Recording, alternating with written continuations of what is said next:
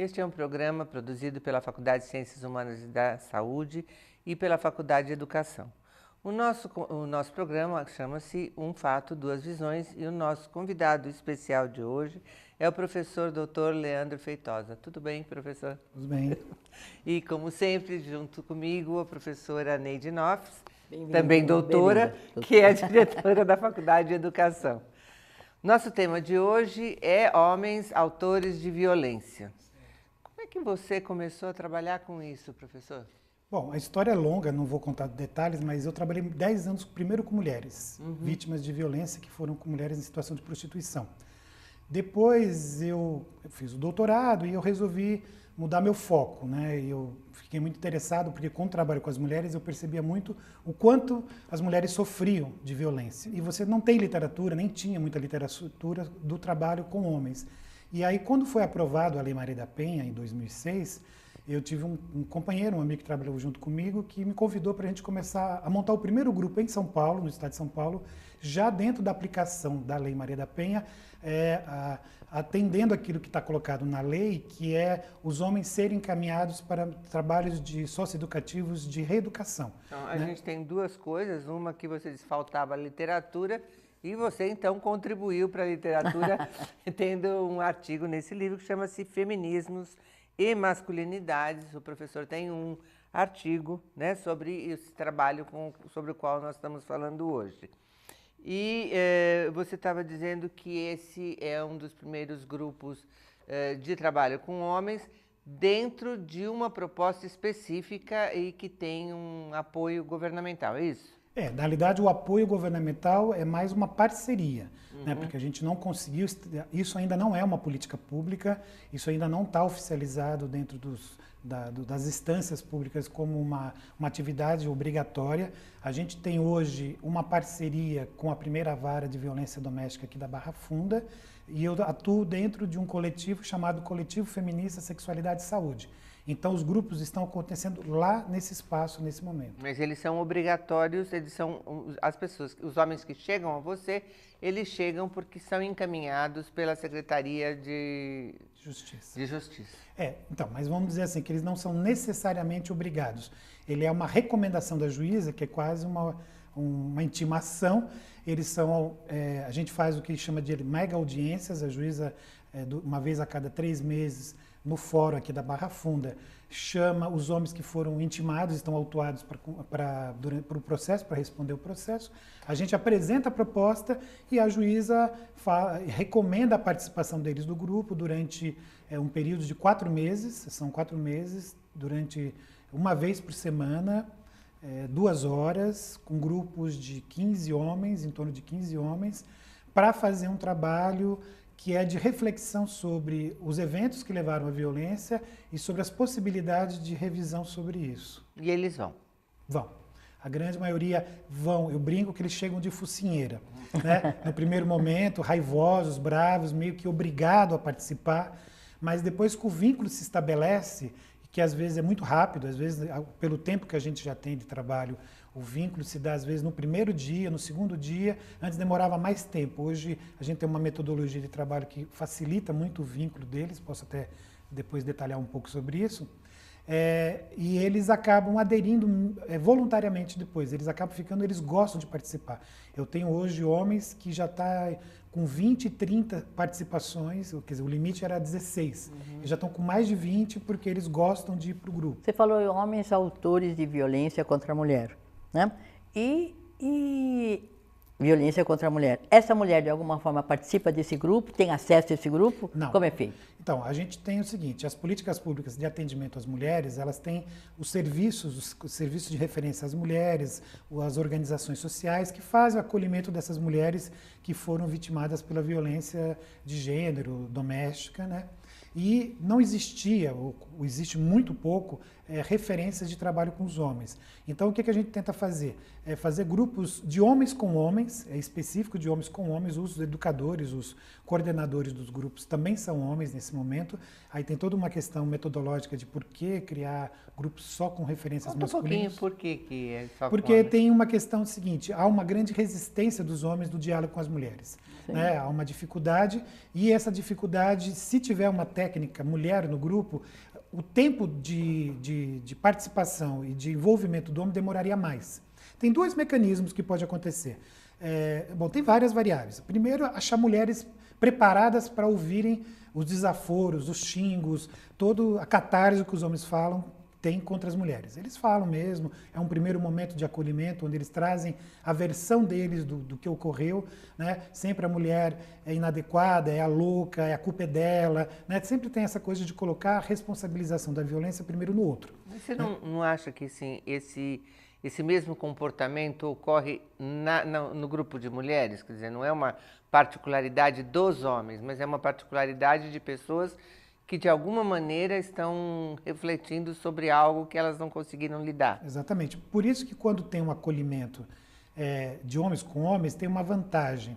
Porque a gente também está dentro desse universo de masculinidade, a gente também é homem, a gente também passou por essa socialização masculina, e a gente entende qual é esse repertório que o homem tem em relação às mulheres, que é um repertório machista, patriarcal, que submete as mulheres, né, que as mulheres têm que ficar sob o domínio deles, e eles, naquele momento que eles chegam no grupo, é um momento onde eles estão com muita raiva das mulheres, com muito ódio das mulheres. Então, uma técnica mulher teria que ser muito preparada para ouvir esse desaforo. Ou o contrário, se tivesse uma técnica mulher acolhedora, atenciosa, que desse conta de entender o que o homem está falando, entraria um outro mecanismo, que é o de puxa, achei uma mulher que me entende. E isso foi uma coisa construída ao longo do trabalho? Foi uma coisa discutida teoricamente? Como é que vocês chegaram aí? Vamos dizer assim, que ele foi um processo de tanto discutido teoricamente, como também a gente chegou nele por uma questão de demanda. Porque a demanda é muito grande de homens que precisam passar pelos grupos. Quer dizer, na verdade é uma demanda reprimida, porque a gente é o único grupo na cidade de São Paulo que faz esse trabalho, agora que está surgindo outros, que está começando. Quer dizer, eu tenho 10 anos já que estou fazendo esse trabalho com homens, e a gente é a principal referência aqui em São Paulo, agora tem Santo André, tem Taboão, está tendo outros, né?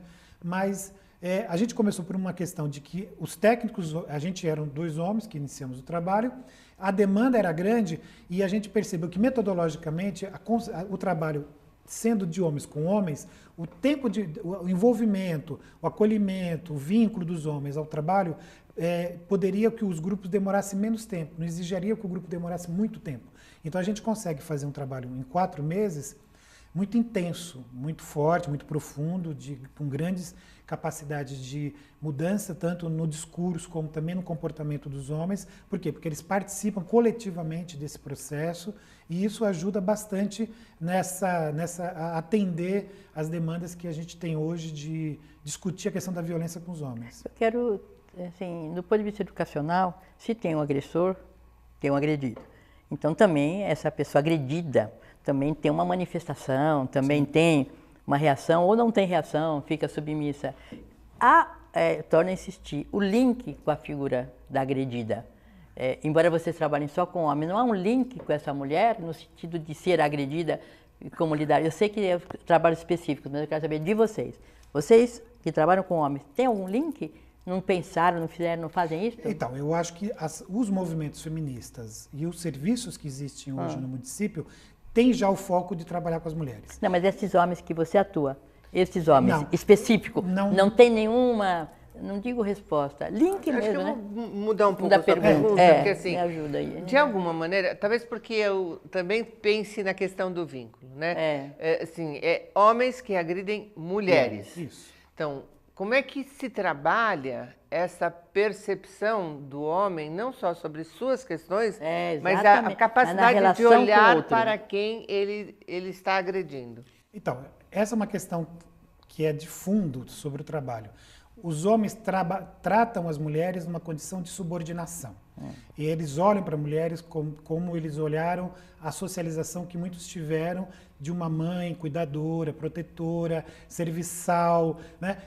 Que sempre cuidou dos homens. E os homens estão vivendo um momento que as mulheres não estão nesse lugar e não querem mais estar nesse lugar. Exatamente esse o ponto. Exatamente. Uma reação das mulheres, né? E aí, esse movimento de emancipação das mulheres, que todo o movimento social, feminista, de luta, de direito das mulheres conquistaram, ela não caiu na ficha dos homens, não caiu ainda na percepção dos homens. E os homens, no relacionamento com as mulheres, ainda tentam cobrar delas esse lugar que foi da sua socialização primária na relação afetiva hoje.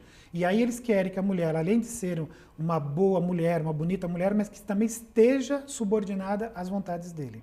Fiquei curiosa, não tem um viés, então, daqueles que você trabalha, que de alguma maneira chegam aí porque tem um vínculo com uma mulher que já tem um certo poder de queixa e de atuação. Isso. Quer dizer, a gente acaba perdendo aquela que se submete sistematicamente à violência. Exatamente. Essa é a questão que a gente está vivendo. Os homens chegam no grupo e falam assim, o que está acontecendo com as mulheres? Eles perguntam isso. O que está acontecendo com as mulheres? A minha mãe não era assim, minha avó não era assim. Tem histórias muito interessantes, porque tem homens que cometeram violência contra mulheres depois de 30 anos de casado, 20 anos de casado. Não é uma coisa de relacionamento só entre os jovens. Porque aí eu pergunto, mas o que aconteceu? Qual foi o evento que gerou a violência? Minha mulher resolveu estudar, a minha mulher resolveu trabalhar, minha mulher resolveu montar um negócio. E aí eu perguntei para ela, para que você precisa se eu banco tudo, se eu tenho... Né? Então, essa mudança de percepção das mulheres sobre os seus direitos, sobre a busca de autonomia, sobre o acesso à cultura, acesso à educação, tem criado desconforto sobre essa masculinidade dominadora e hegemônica. Então, leva muitas vezes ao conflito. É claro, o conflito é próprio das relações, a gente não está discutindo os conflitos. Só que os homens não têm repertório nem estratégias de resolver os conflitos de uma forma não violenta. Então, o que ele vai fazer? Ele vai utilizar dos seus recursos de poder e de dominação para manter a mulher, ou retornar a mulher àquela condição anterior que ele vivia com a mulher, que, em geral, é isso que vocês falaram. A mulher que está dentro da lógica e do modelo, ela não questiona, e logo ela não sofre violência. Você acha que não? Você acha que não tem É um outro tipo de violência. É outra coisa. É uma violência mais simbólica. Eu queria perguntar para você, uma quando você fala em violência, que violência você está falando?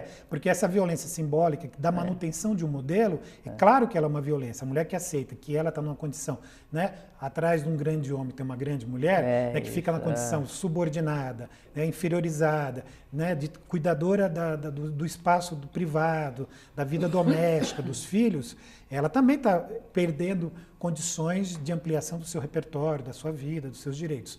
Mas ela vive sem a questão da violência concreta, né, psicológica. Quando eu falo concreta, não estou falando só da física, né, de toda a violência psicológica, do problema da intimidação, de violências de outras ordens, né? Até a física e sexual, até a morte. Né? A gente está vivendo hoje um momento que o assassinato de mulheres está cada vez maior. O Brasil hoje é o 5º país que mais mata mulheres. Então, me explica um pouco como é que você entende isso, né? Assim, você que trabalha diretamente com essa população, como que uma lei que teoricamente está aí para efetivamente diminuir esse evento tem contribuído ou não para uma situação que você está dizendo para mim que não diminuiu, está aumentando? Vamos dizer assim, que tem várias variáveis que a gente tem que entender isso daí. Primeiro que hoje, mais do que nunca, a percepção da violência e os mecanismos de denúncia aumentaram. Né? Então tem uma coisa anterior que eu acho até interessante, que as mulheres vivenciavam condições de violência, né, tanto simbólicas e concretas, só que elas tinham isso naturalizado como parte da relação, e isso não era questionado, porque elas foram socializadas assim, os homens eram assim, era entendido que era um jeito de ser, né, dos homens, que os homens eram, fazia parte das relações. Então, essa mudança de percepção já ocorre. Então, hoje em dia as mulheres percebem o que é algo que a coloca numa condição de subordinação, o assédio, né, agressão, assédio moral, sexual, todos os tipos de vivência onde a mulher é colocada numa condição de exploração ou de subjugadas, está mais perceptivo do que já foi em outros momentos, né, onde as mulheres ficavam muitas vezes, não vou fazer isso porque não é bom para uma mulher fazer isso. E as mulheres não estão mais pensando desse jeito, estão atuando, estão presentes, estão ocupando espaços, e elas, a partir do momento que entram nessa nova condição, elas estão colocando, que é a garantia de direitos delas, são os direitos delas, elas estão entrando exatamente em choque dentro de um outro modelo, que é o modelo hierarquizado, dominador, autoritário.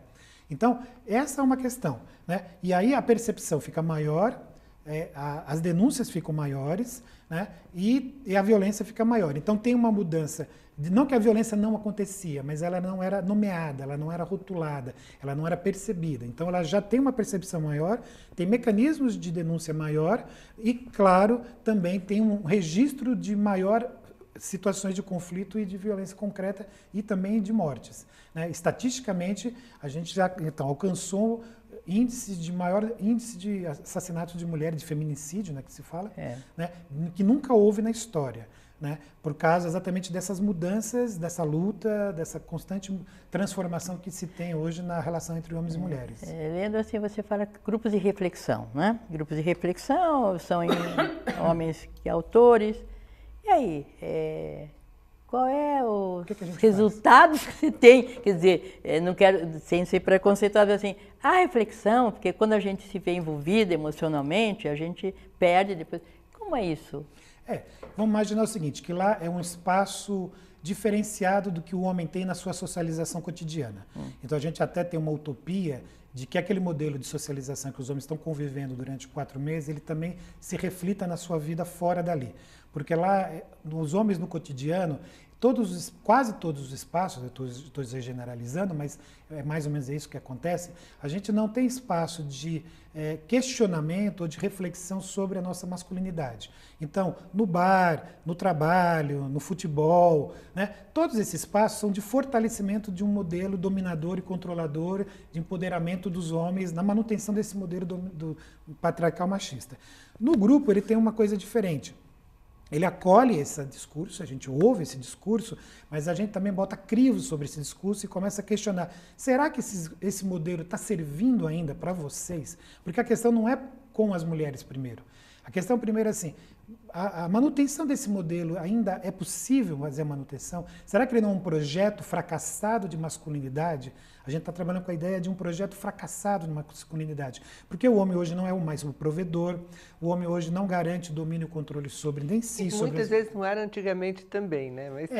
Mas hoje... Ficava velado, hoje, né? Era velado, mas hoje está mais velado. explícito, até pelas relações cada vez mais perversas nas relações de trabalho, pelo acesso ao mercado de trabalho, pelo desemprego dos homens, pelo desemprego das mulheres. Quer dizer, as mulheres entraram aí dentro dessa onda, desse momento onde a fragmentação e todas as lógicas de trabalho já estão comprometidas. Mas os homens vieram de uma história onde o pai trabalhava 20, 30, 40 anos no mesmo emprego, fazendo a mesma coisa, que tinha o papel de provedor, de chefe da família, né, aquela figura dominadora e controladora da família. Hoje, com as mulheres também trabalhando, com as mulheres também estudando, com as mulheres também atuando nos espaços políticos, as relações de casamento teriam que ser, ou de afeto, teriam que ser numa relação muito mais democrática e igualitária, diferente do modelo que muitos homens foram socializados, que é um modelo mais hierarquizado.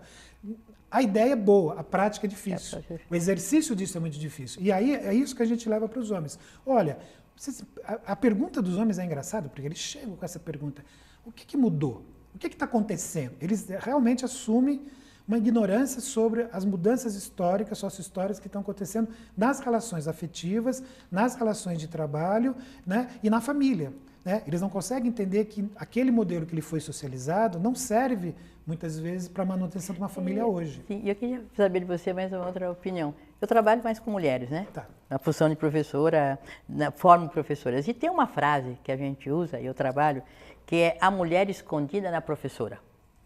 Certo? A mulher escondida na professora. E a gente conversa um pouco, porque, na verdade, se o homem também age assim, se isso não é reproduzido pelo papel feminino, quer dizer, a mulher, ao criar o seu filho, entre aspas, homem, que são diferentes de gênero, mas como que você vê isso?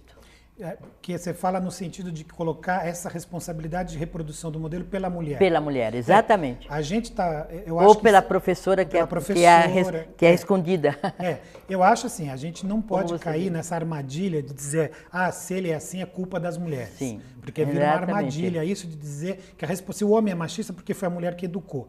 Né? Então essa lógica precisa também ser questionada, porque a mulher não está fazendo isso intencionalmente, claramente entendido como sendo uma forma de educação correta. Ela é uma reprodutora também, do mesmo jeito que o homem está sendo. E nesses espaços de socialização, tem uma lógica do lugar do feminino, mas não necessariamente é o lugar da mulher. Homens também ocupam esses lugares, e no lugar do masculino, né, tem também mulheres ocupando, mas fica como sendo o do homem, o do da mulher, mesmo que a mulher esteja exercendo, ou mesmo que o homem esteja exercendo. E isso tem um problema de hierarquia, vamos chamar assim. Se um homem assume o lugar da mulher num papel de educação, ou já assumiu, né, ainda tem um problema que é o valor social que é dado a esse homem que cuida de filhos. E, ao mesmo tempo, o valor da mulher que está num papel que historicamente foi tratado como sendo masculino. Você tem uma leitura que tem muito a ver com entender a construção do indivíduo dentro de um contexto histórico, de um contexto social, político, né, que constrói um homem dessa ou daquela maneira. Mas acho que também a gente tem algumas perguntas do tipo, existe uma característica psicológica marcante nesses homens que vão para a atuação violenta? Tem. A principal característica é o empobrecimento dos repertórios sobre gênero. Então a gente fala que os homens machistas, eles são tic-teco. Né? É ou não é? Pode ou não pode? Né? Então, o homem é socializado dentro dessa sala. Por isso que a gente fala que é um projeto de masculinidade falido, porque ele é muito pobre de repertórios, ele é muito pobre de condições e ele não dá conta dessas mudanças e transformações sociais que estão acontecendo. Então, só para fechar. Aí, a ideia é a seguinte... É que eu ia dar uma enfriadinha. Então porque quando a gente fala do tic-teco, a gente fala um pouco do burro, né? Do pouco culto. Não é disso que você está falando, não, né? É tic-teco. É só por isso. É isso, porque lá é bom colocar esse ponto, até agradeço. Porque lá no grupo não temos homens só de camadas populares, simples, entendidos com menos repertório no telão. Não, pelo contrário.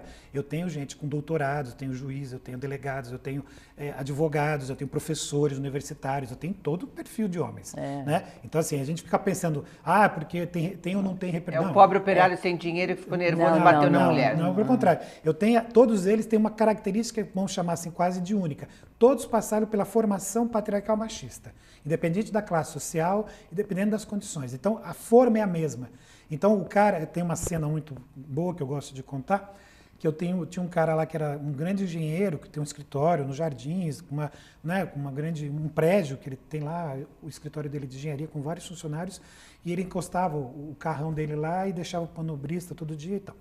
Né? E um dia foi engraçado porque ele chegou no grupo dizendo, todo paletosado de gravata e tal, ele teve um problema com a amante, que a amante denunciou e tal, não sei o quê, que teve uma situação de violência. Ele sentou do lado do manobrista do carro dele, que ele nunca conversou, que estava lá no grupo também porque tinha cometido um ato de violência contra a companheira. E eles se olharam, o cara olhou para ele e falou assim, acho que eu te conheço. Eu falei assim, eu sou o manobrista do seu carro. Né? Eu sou manobrista. E eles nunca tinham conversado. E eu falo que isso, para mim, é o rico do grupo. Porque pessoas de condições de classes sociais muito diferentes, naquele momento, estão na mesma condição de igualdade. Eu tinha um delegado da Polícia Federal que participava do grupo, que sentou de um lado de um ex-cadeiro, que passou 20 anos preso, e os dois estavam conversando de igual para igual. E eu falava assim, que outro contexto, né, de grupo, social fora daquele espaço, eu colocaria um cara, né, um delegado da Polícia Federal, junto com um ex-cadeiro que passou 20 anos preso, 10, 15 anos, sei lá quantos anos, mas muito tempo, quase 20 anos preso, discutindo a mesma coisa, na mesma condição de igualdade. Né? Então, eu acho que essa é uma coisa que é enriquecedor do grupo, essa possibilidade de homens de condições diferentes perceber como a socialização masculina, machista, patriarcal, que a gente está tanto discutindo e está tentando repensar, passa por todas as classes sociais e passa por todas as formações. Mas o tic-tac é o mesmo, a história do tic-tac. Porque todos falam, eu sou homem ou não sou homem, eu sou homem ou não sou ninguém, eu sou homem que banco isso, ou eu não sou nada. Né? Aí tem aquelas coisas populares, né? Fala assim, ou eu sou homem, eu sou viado, né? Eu sou homem, eu sou um bosta. Né? Então, várias coisas que são usadas como dicotômicas. Então, ele se vê, ou ele tem essa condição masculina essencializada e naturalizada, ou ele não tem nada, não sobra uma outra opção. A outra opção é uma derrota, uma perda, tá? É um fracasso. Por isso que eles chegam muito raivosos no grupo. E você diria que alguns deles são extremamente frágeis? Todos eles. Essa é a questão, esse é o problema. Essa entrou no ponto que para mim é o ponto central que eu tenho trabalhado atualmente. Não é sensibilizar os homens sobre o sofrimento das mulheres, é sensibilizar os homens sobre o seu sofrimento. O que o modelo está trazendo de sofrimento para eles primeiro. Porque se ele não reconhece que aquele momento é frágil, aquele modelo é frágil, ele não dá conta, ele não dá capacidade dele de alteridade, de reconhecer o lugar do outro, o respeito ao outro. Né? Se ele não consegue isso, ele sofre com isso, ele tem um nível de sofrimento muito grande. E a gente tenta trabalhar no grupo exatamente com isso, com a ideia dele perceber os limites desse modelo que ele foi socializado. Porque aí até a questão que eu acho que eu nem falei muito, que é a questão da desnaturalização do modelo. Porque nasceu homem, é macho. Né? Isso já está a virilidade é inerente à condição da masculinidade. Né? E a gente vai falar, olha, não é bem assim. Você foi socializado para entender desse jeito. E a gente precisa repensar. Porque senão, no limite, ele também vai sofrer as consequências do limite disso, que é o suicídio, por exemplo. E a gente tem um minutinho só, a gente já está quase terminando, e eu queria que você visse o que você gostaria de falar no programa antes da gente terminar. Uma coisa pequenininha. Você acha importante? Eu acho importante hoje que homens e mulheres prestem atenção que esse modelo patriarcal, machista, que está vinculado aí, né, que está sendo discutido no cotidiano, ela tem que ser um entendimento que todos hoje estão sofrendo com esse modelo. Homens e mulheres. Né? Eu entendo a história das mulheres, entendo o sofrimento das mulheres que está marcado, e ninguém está questionando isso, mas a gente tem que perceber que esse é um modelo que é um fracasso para todo mundo. Ninguém mais se beneficia desse modelo. E tanto tem que também ter essa alteridade dos dois lados, né? Tanto do reconhecimento do quanto as mulheres estão vivendo essa violência, quanto dos homens também, para que os homens também possam ter opções e possibilidade de sair desse lugar e construir um novo tipo de relacionamento com ele mesmo e com as pessoas mais próximas, as mulheres, os filhos, na relação de trabalho. Obrigada. A gente gostaria de estar com você bastante tempo mais, mas a gente tem que terminar hoje, né, Nelly?